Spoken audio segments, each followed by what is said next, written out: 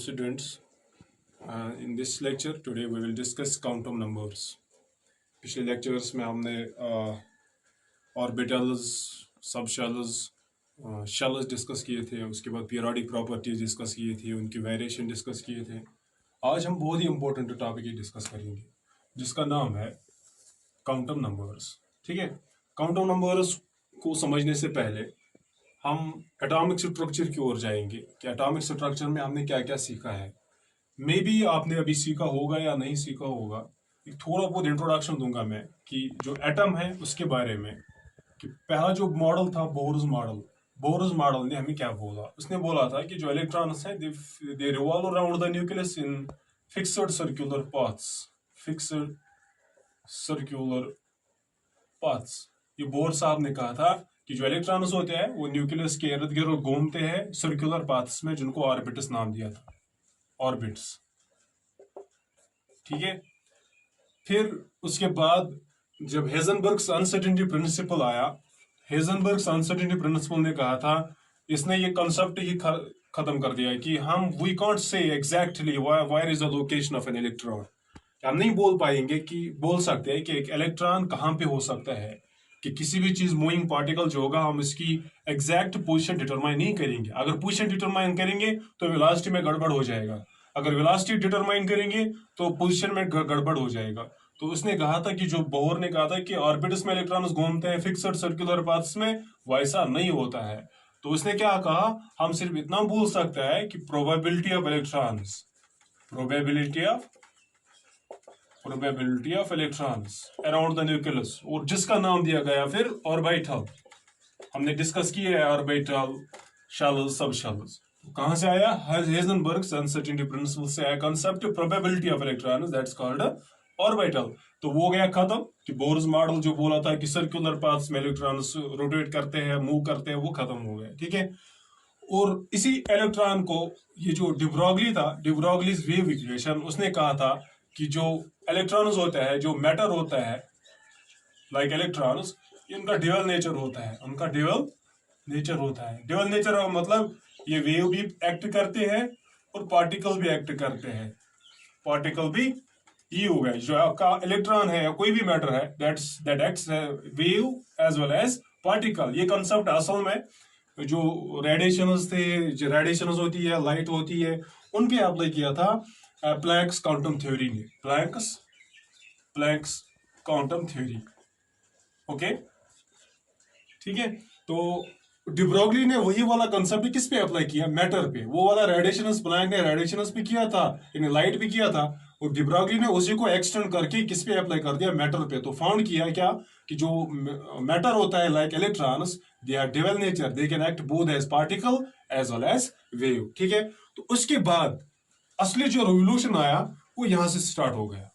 जो atomic structure जो revolution है, जो आज भी हम देख रहे हैं, that started from this quantum mechanical model of atom. Quantum mechanical model of atom, जिसको क्वांटम मैकेनिक्स भी कहते हैं, क्वांटम मैकेनिक्स.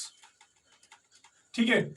मैं आपको ये समझा रहा हूं कि क्वांटम नंबर्स का वजूद कैसे आया. तो वो वजूद आया इस quantum mechanical model of atom से. ठीक है. इसमें क्या था, अब हम ये देखेंगे जो क्वांटम मैकेनिकल मॉडल, इसने क्या कहा. अभी तक हमने देखा बोर्स मॉडल एटम ने कहा था कि जो इलेक्ट्रॉन्स होते हैं वो न्यूक्लियस के इर्द गिर्द घूमते हैं in fixed circular path orbits में. लेकिन फिर हेजनबर्ग्स अनसर्टेनिटी प्रिंसिपल आया, उसने कहा नहीं भाई, हम ये नहीं बोल पाएंगे कि इलेक्ट्रॉन की एग्जैक्ट पोजीशन क्या हो सकती है. हम सिर्फ इतने बोल सकते हैं कि जो न्यूक्लियस के इर्द गिर्द प्रोबेबिलिटी, मैक्सिमम प्रोबेबिलिटी कहां पे हो सकता है. प्रोबेबिलिटी का मतलब होगा ये न्यूक्लियस है. ठीक है. तो इलेक्ट्रॉन्स यहाँ पे भी हो सकते हैं, इलेक्ट्रॉन्स यहाँ पे भी हो सकते हैं, इलेक्ट्रॉन्स यहाँ पे भी हो सकते हैं, कहीं भी हो सकते हैं. तो मैक्सिमम प्रोबेबिलिटी हम बोल सकते हैं कि कहां पे हो सकते हैं. इसी तरीके से फिर quantum mechanical model of atom आया. तो quantum mechanical model of atom ने पूरा का पूरा एटॉमिक स्ट्रक्चर में रिवोल्यूशनाइज कर दिया. ठीक है. तो हम देखेंगे quantum mechanical model of atom में क्या चीज है. जो quantum mechanical model of atom है, इसमें ये याद रखिएगा कि इसमें जो इलेक्ट्रॉन है, electron it's taken as a form of wave. It's taken as a form of wave. ठीक है. क्या माना जाता है, जो quantum mechanical model of atom है, इसमें क्या माना जाता है, जो electron as a 3 dimensional wave. Electron as a three-dimensional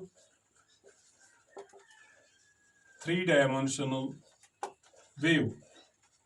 जैसे ऑलरेडी पता है इलेक्ट्रॉन का नेचर होता है, ये पार्टिकल भी है, ये एक्ट एज वेव भी करता है। ठीक है, तो जो quantum mechanical model of atom में जो ये ट्रीट करते हैं, that electron is acts as a three dimensional wave. Three dimensional का मतलब है X axis, Y axis and Z axis, X Y and Z axis. ये टू डायमेंशनल नहीं है, ये थ्री डायमेंशनल है, which acts as a three dimensional wave। पहला point आप याद रखना है कि quantum mechanical model of atom ने क्या कहा था। ठीक है, जो ये मोशन ऑफ इलेक्ट्रॉन है, क्योंकि electron acts as a three dimensional wave और इलेक्ट्रॉन न्यूक्लियस के इर्द गिर्द घूमता है। ठीक है, तो इसकी जो मोशन है, the motion of electron, the motion of electron, the motion of electron is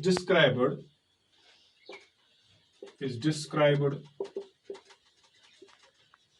by an equation known as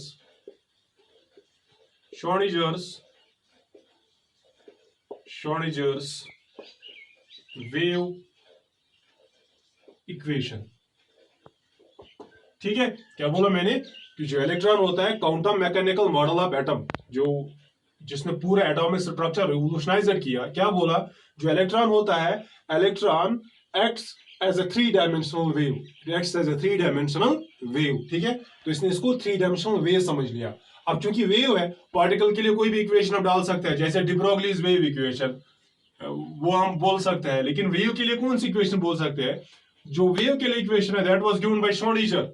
the motion of electron is described by an equation known as Schrodinger's wave equation. Schrodinger's wave equation, वो equation क्या है? वो equation है del square psi del by del x square plus del square psi del by del z del y square plus del square psi del by del z square plus 8 pi square m divided by h into e minus v is equal to 0। This is Schrödinger's equation. हमें इसके साथ कुछ नहीं करना है भी, लेकिन मुझे कुछ बोलना है। Del square psi divided by del square plus this, and this equation is known as Schrodinger's wave equation। Schrodinger's wave equation। Why? तो आपके पास है x, y and z, x, y, z, these are coordinates, these are three coordinates। ठीक है, उसके पास जो psi है, this is called a wave function, it is called a wave function, it's called as wave function। ठीक है, और इसका जो पाई का वैल्यू जो E है, is called potential energy of electron, potential energy of electron. ठीक है, इसके बाद जो E है, जो V है, that's potential energy of electron. जो E है, that's total energy of electron, total energy of electron. ठीक है, और इसके साथ साथ एक और टर्म है जो साई है, दैट इज वेव फंक्शन, और psi square, that is called as probability. It gives us probability of finding an electron, remember it. ये श्रोडिंगर्स वेव इक्वेशन है और इसके टर्म्स है। इसमें क्या है, श्रोडिंगर ने क्या कहा था, इस श्रोडिंगर वेव इक्वेशन को जब अप्लाई किया गया, ठीक है, जब इसको अप्लाई किया गया तो वहां से कुछ रिजल्ट्स आए, तीन वेरिएबल्स आए। जब इसको मैथमेटिकल सॉल्यूशन निकाला गया तो वहां से तीन वेरिएबल्स निकल गए। रिमेंबर इट, क्या बोला मैंने, जो श्रोडिंगर्स वेव इक्वेशन है, जब इसको अप्लाई किया गया, इसका सॉल्यूशन निकाला गया, तो इसका मैथमेटिकल सॉल्यूशन ने हमें तीन वेरिएबल्स दिए। जो श्रोडिंगर्स वेव इक्वेशन है, the solution of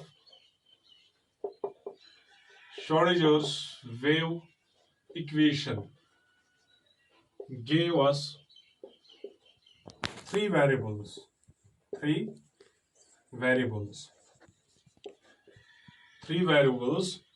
which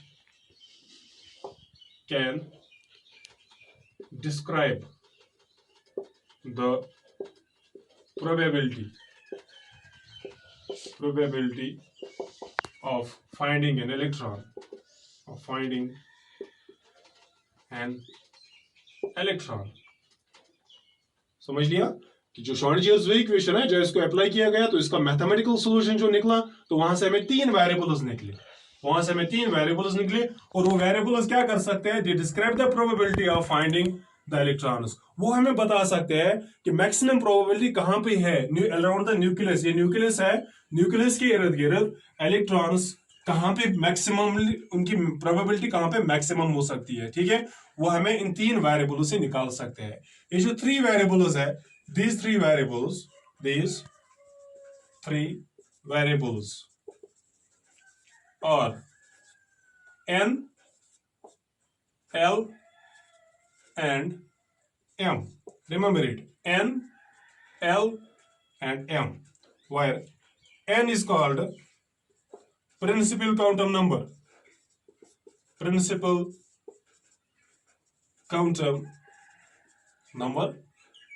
L is जो है it's called as secondary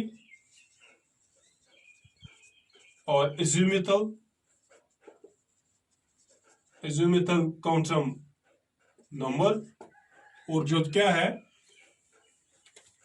तीसरा जो है कौन सा, that's M, it is called as magnetic quantum number। क्या है समझ आपको, जब श्रोडिंगर्स वेव इक्वेशन को सॉल्व किया गया तो हमें तीन वेरिएबल्स वहां से निकल गए। इसका मैथमेटिकल सॉल्यूशन ने हमें तीन वेरिएबल्स दिए, तीन फंक्शंस दिए। Number one is called n, second is l and the third is m। और ये वेरिएबल्स क्या कर सकते हैं, they can describe the probability of finding the electrons around the nucleus. In variables के जरिए से हमें पता चल जाएगा कि इलेक्ट्रॉन्स कहां पे प्रेजेंट हो सकते हैं, मैक्सिमम प्रोबेबिलिटी कहां पे प्रेजेंट हो सकती है, ठीक है। कंप्लीट इंफॉर्मेशन नहीं दे सकते हैं ये इलेक्ट्रॉनिक्स, क्योंकि अब हम नहीं बोल सकते हैं जब हेजनबर्ग अनसर्टेनिटी प्रिंसिपल आया, क्वांटम मैकेनिक्स आया, अब वो कंसेप्ट जो हम पढ़ते हैं जैसे बोहर ने कहा था, अब हम ये नहीं बोल पाएंगे कि इलेक्ट्रॉन्स एग्जैक्टली कहां होते हैं, लेकिन हम क्या बोल सकते हैं, सिर्फ प्रोबेबिलिटी। क्या बोल सकते हैं, प्रोबेबिलिटी। तो ये तीन जो वेरिएबल्स आए, ये है, एक है n, that's called a principal quantum number, l को कहा गया सेकेंडरी या azimuthal क्वांटम नंबर, और जो m है that was called as magnetic quantum number. जो ये तीन क्वांटम नंबर्स है, ये क्या डिस्क्राइब करेंगे, these three quantum numbers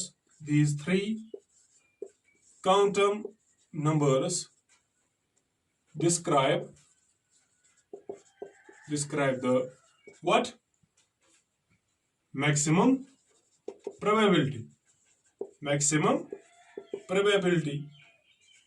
और जो मैक्सिमम प्रोबेबिलिटी है, the area, the region where there is maximum chances of finding an electron, maximum probability of finding an electron, that's called orbital, that's called as orbital। तो इसका मतलब जो ये तीन quantum numbers है, प्रिंसिपल क्वांटम नंबर, सेकेंडरी और azimuthal quantum number and magnetic quantum number, they give us information about the orbitals, क्योंकि last पे तो इलेक्ट्रॉन कहां पे होता है, शेल में, सब शेल में, लास्ट में किस में होता है, ऑर्बिटल में। तो याद रखिएगा जो तीन क्वांटम नंबर्स हमें पहले मिले, principal quantum number, secondary quantum number और मैग्नेटिक क्वांटम नंबर, वो कहां से आ गए, they were derived by solving the Schrödinger's wave equation, ठीक है। वो हमें क्या देते हैं, they give us information about maximum probability of finding the electrons, that is they give us information about the orbital, ठीक है। एक और इलेक्ट्रॉन है, एक और क्वांटम नंबर डिस्क्राइब किया गया, fourth quantum number that was called a spin quantum number, S। What it gives? It gives us information about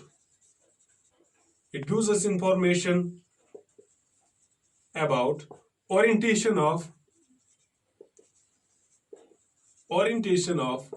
spin of the electron,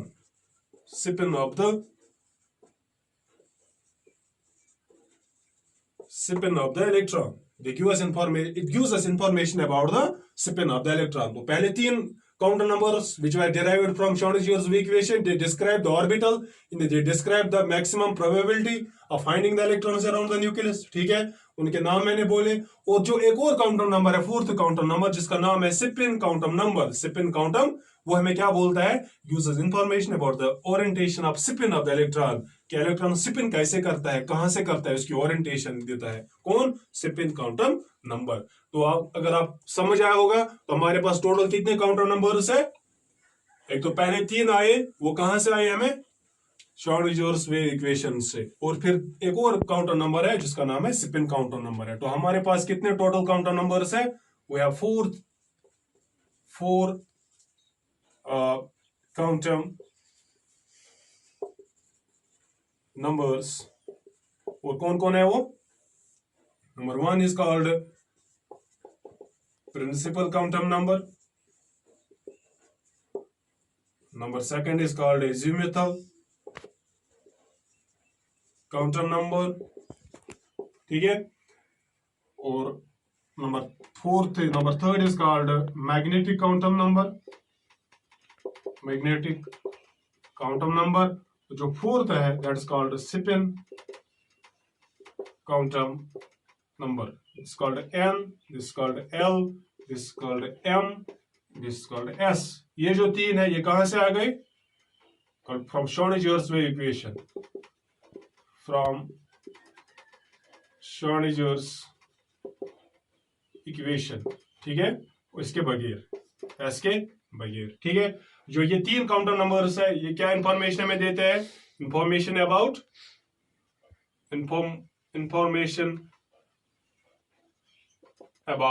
what, about orbitals, about they describe orbitals, that's maximum probability,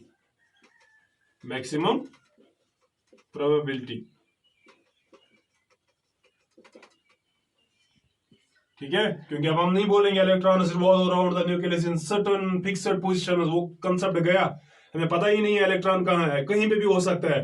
that's why हम अब सिर्फ orbitals की बात करेंगे जिसका नाम है maximum probability, 3 dimensional space around the nucleus where there is maximum chances of finding an electron, that's called as orbital, ठीक है। और जो ये स्पिन काउंटर नंबर है, ठीक है, ये 3 जो है, ये स्पिन काउंटर नंबर में क्या बोलता है, spin off an electron, spin off an electron. तो ये चारों के चारों हमें क्या बोलेंगे फिर, information about electron, information about an electron. ये अभी तक तो पहले मैंने बोल दिया कि क्वांटम नंबर्स का ओरिजिन क्या है, ठीक है। अब मैंने बोला कि काउंटर नंबर्स में इंफॉर्मेशन क्या देते हैं, पहले 3 quantum numbers principal, azimuthal, magnetic quantum number, ये श्रोडिंजर्स इक्वेशन से डिराइव किए गए। ये हमें क्या इंफॉर्मेशन, किसको डिस्क्राइब करते हैं, ये ऑर्बिटल्स को डिस्क्राइब करते हैं, मैक्सिमम प्रोबेबिलिटी को डिस्क्राइब करते हैं। और जब ये चारों के चारों हम मिलाएंगे तो चारों के चारों हमें इंफॉर्मेशन देंगे about an electron, about the position of an electron. लेकिन याद रखना, we can't get the complete information about an electron, we can only get the chances of finding the electron, ठीक है। तो अब हम काउंटर नंबर्स को डिफाइन कैसे करेंगे, what are quantum numbers, these are the numbers which give us information about the electron present around the nucleus. These are the, क्या लिखूंगा मैं यहां पे, what are counter numbers, शाबाश, these are a group of numbers means integers, group of numbers giving us information about the electrons around the nucleus, ये definition याद रखना। और वो डेफिनेशन जो आप बुक्स में पढ़ते हो जिसमें लिखा जाता है these are the numbers which give us complete information about the location of electron, वो गलत है, क्योंकि हम complete location position of electron कभी बोल ही नहीं सकते हैं। हाइजेनबर्ग ने बोल दिया, फिर क्वांटम मैकेनिक्स ने हमें प्रूव करके दिया, ठीक है। तो हम सिर्फ ये बोल सकते हैं these are a group of numbers giving us information about the electrons around the nucleus. वो इंफॉर्मेशन क्या होगी, इंफॉर्मेशन क्या हो सकती है, वो that will be energy, about their energy, ठीक है, size of orbital, shape of orbital, ठीक है। और क्या मिल सकता है हमें, और ये मिल सकता है कि number of orbitals, number of orbitals, और क्या मिल सकता है, spin off the electron, spin off the orientation of the orbitals, orientation of orbitals, और क्या मिल सकता है, spin off the electron, spin off the electron, spin. ठीक है, तो क्या इंफॉर्मेशन, ये मैंने क्या कहा था, these are a group of numbers giving us information about the electrons around the nucleus, nucleus के इर्द गिर्द जो इलेक्ट्रॉन्स है उनके बारे में इंफॉर्मेशन देंगे। क्या इंफॉर्मेशन देंगे, they can give us information about the energy of orbitals, energy of orbitals, जहां पे ये इलेक्ट्रॉन्स हो सकता है, maximum probability, size of orbitals, उनका साइज क्या होगा, shape of the orbitals, number of orbitals बोल सकते हैं, काउंट ऑफ नंबर्स, और क्या बोल सकते हैं, ओरिएंटेशन ऑफ द ऑर्बिटल्स, उनकी डायरेक्शन क्या है, या स्पिन ऑफ द इलेक्ट्रॉन्स, इस इलेक्ट्रॉन की स्पिन क्या हो सकती है। ये है काउंट ऑफ नंबर्स, ये है काउंट ऑफ नंबर्स। बात समझ आई, तो हम पहला काउंट ऑफ नंबर जो है वो डिस्क्राइब करेंगे, वो क्या इंफॉर्मेशन हमें देगा। और ये उससे पहले अगर हम इसको क्रूड लैंग्वेज में समझना होगा कि ये काउंट ऑफ नंबर्स क्या है। अगर ये हमें इलेक्ट्रॉन्स के बारे में इंफॉर्मेशन देंगे, जैसे आपको किसी इंसान के बारे में, आपको मेरे बारे में इंफॉर्मेशन लेनी है कि मैं कहाँ हूं, पहली इंफॉर्मेशन कहाँ है, क्या मिलेगी आपको, अगर आपको मुझे ढूंढना है कभी कभी, तो क्या करना है, आपको पहला ढूंढना है कि आई एम फ्रॉम कश्मीर, क्या है, कश्मीर। ठीक है, कश्मीर के बाद में कहां होगा, डिस्ट्रिक्ट कुपवारा, ओके। उसके बाद कहा क्या ढूंढना आपको, मेरा village, that is Kandi, okay. उसके बाद मेरा हाउस। बात समझ आई, ये हो गया पहली इंफॉर्मेशन जो आपको मिलेगी, that's called principal quantum number, पहला बड़ी इंफॉर्मेशन देगा वो।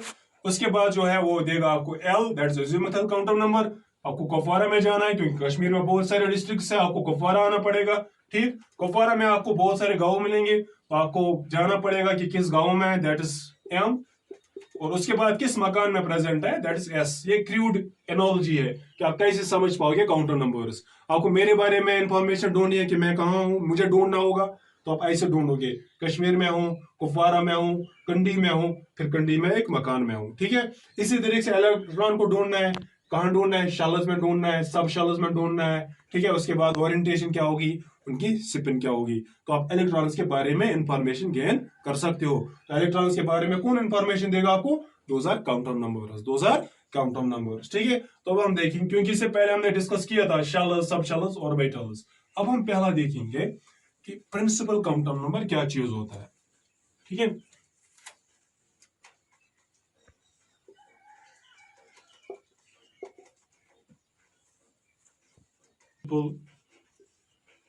काउंट ऑफ नंबर, ठीक है, डिनोटेड बाय स्मॉल एन, गौर से देखिएगा, डिनोटेड बाय स्मॉल एन। ठीक, एन का वैल्यू क्या होगा, where, n is equal to 1 2 3, infinity भी हो सकता है। ठीक है, जीरो के बगैर 1 2 3 integer, any integer starting from 1 2 3 4 5 whatever. ठीक है, ये हमें इंफॉर्मेशन क्या देता है, जो प्रिंसिपल काउंट ऑफ नंबर है ये हमें क्या इंफॉर्मेशन देता है। रिमेंबर इट, जो ये इंफॉर्मेशन देता है वो आपको याद रखना है। ठीक है, जो आपका प्रिंसिपल काउंट ऑफ नंबर है, it gives us information what about the energy and size, energy and size of an orbital, what it determines the size and energy of an orbital present in a shell।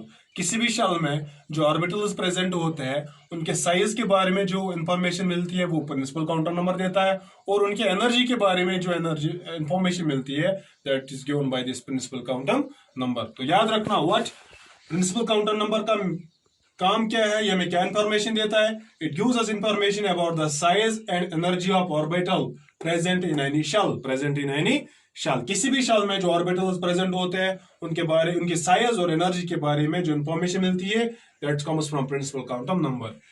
इससे पहले हम आगे जाए, आप ये बात याद रखना जो पिछले वाले लेक्चर में मैंने बोला है, ग्रुप ऑफ ऑर्बिटल्स, अगर आपके पास एक ग्रुप ऑफ ऑर्बिटल्स है वो क्या बनाता है, सब शेल बनाते हैं। क्या बनाते हैं, सब शेल।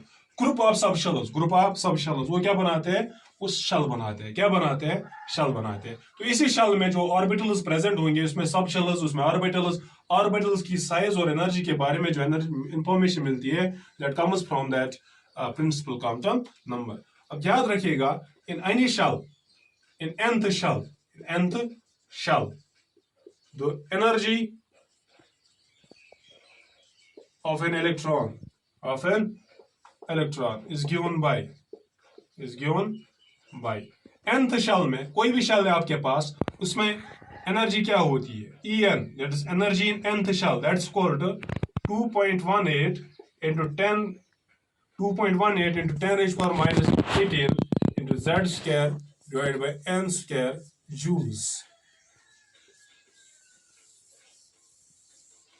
किसी भी शल में आपकी एनर्जी कितनी होती है इलेक्ट्रॉन की, that's 2.18 into 10 raised power minus 18 into z square divided by n square। what is z?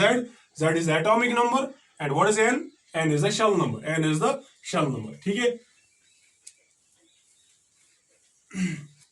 for hydrogen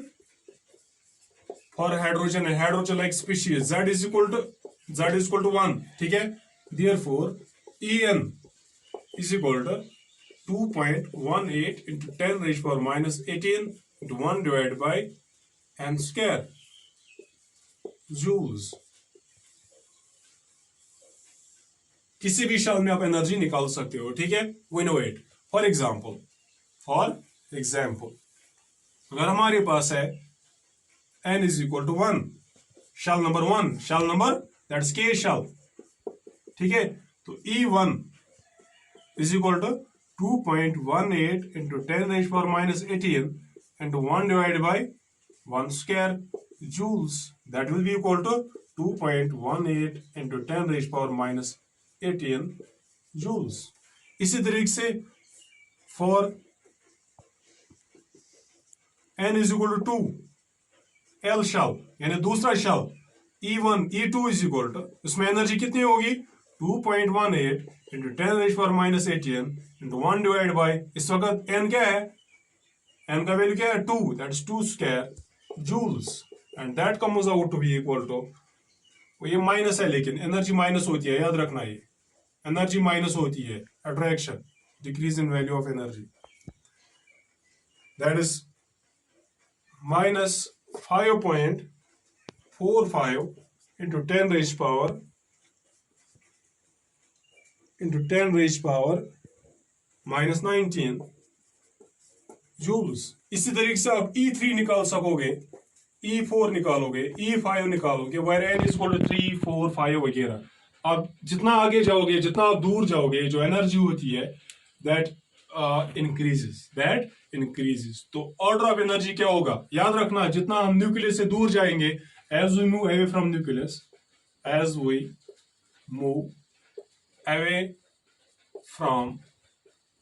nucleus, that is जो distance between the nucleus and electron वो बढ़ जाएगी, the energy decreases, energy electron की energy जो है वो increase हो जाएगी, बिकॉज ऑफ लेस अट्रैक्शन, क्योंकि जितना हम न्यूक्लियस से दूर जाएंगे उतना इलेक्ट्रॉन और न्यूक्लियस की जो डिस्टेंस हो वो बढ़ जाएगी।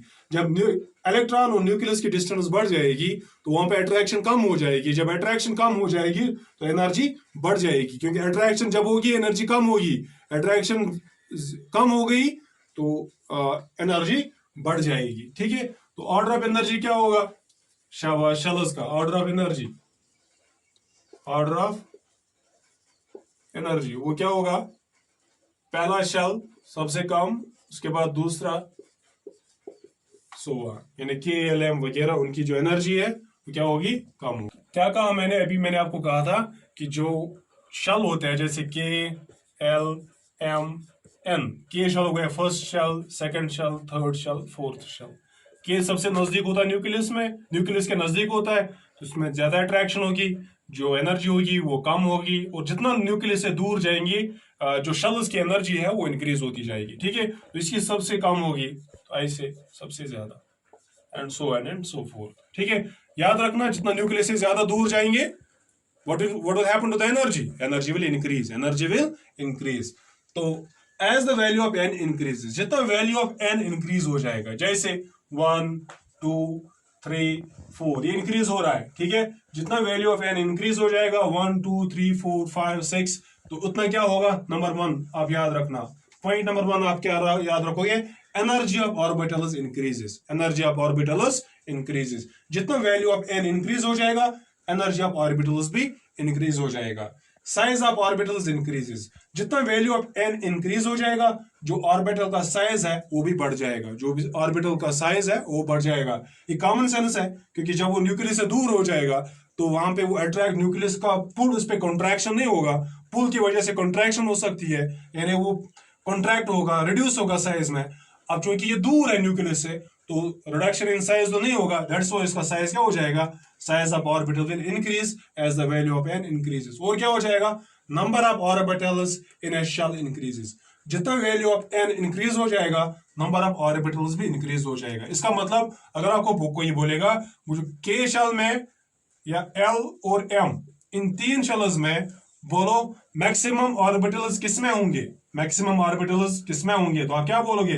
m शेल में, क्योंकि इट्स 1 इट्स 2 इट्स 3, इसका n का वैल्यू 3 है. दैट्स व्हाई इसमें मैक्सिमम ऑर्बिटल्स होंगे, उसके बाद इसमें, और सबसे कम इसमें. तो याद रखिएगा, as the value of n increases, as the value of n increases, the number of orbitals increases, the number of orbitals increases. Size भी बढ़ जाएगा, साइज भी बढ़ जाएगा, और एनर्जी भी बढ़ जाएगी, एनर्जी भी बढ़ जाएगी. ये पॉइंट्स आप याद रखना. और इसमें एक और पॉइंट याद रखना, number of electrons, number of electrons in any shell, in any shell, that is equal to 2n square, 2n square. तो ये भी कौन हमें देता है? n. what is n? Principal quantum number. तो किसी भी शेल में आपको नंबर ऑफ इलेक्ट्रॉन्स बोलना है, तो आप क्या बोलोगे? 2n square. For example n is equal to 1, therefore electrons कितने होंगे उसमें, यानी n is equal to 1 हुआ है पहला shell, 2 into 1 square, that is 2. तो पहले शेल में कितने इलेक्ट्रॉन्स होते हैं? 2. तो आपको बोला जाएगा n is equal to 2. Shell number second, बोलो कितने इलेक्ट्रॉन्स होंगे? Electrons will be 2 into 2 square, that is equal to 8, that is equal to 8. यानी दूसरे शेल में 8 इलेक्ट्रॉन. इसी तरह से तीसरे शेल, चौथे शेल, तो आप कैसे कैलकुलेट करोगे? इस फार्मूला से. ये प्रिंसिपल काउंटर नंबर हमें देता है. किसी भी शेल में नंबर ऑफ इलेक्ट्रॉन्स अगर आपको निकालना है, तो आपको फार्मूला लगाना है 2n स्क्वायर. ओके. एक और चीज इसमें जो प्रिंसिपल काउंटर नंबर हमें देता है, it gives us information about number of orbitals. It gives us information about maximum number of orbitals, number of orbitals in a shell, in a shell, that's called n square, that's called n square. पहली की information ये कि किसी भी shell में कितने electrons हो सकते हैं? Maximum 2n square, 2n square by n is principal quantum number.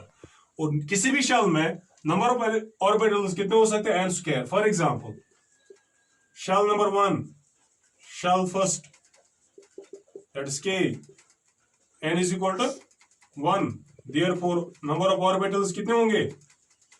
n square, that is equal to 1 square, that's 1. पहले शेल में सिर्फ एक ऑर्बिटल होगा. Second shell,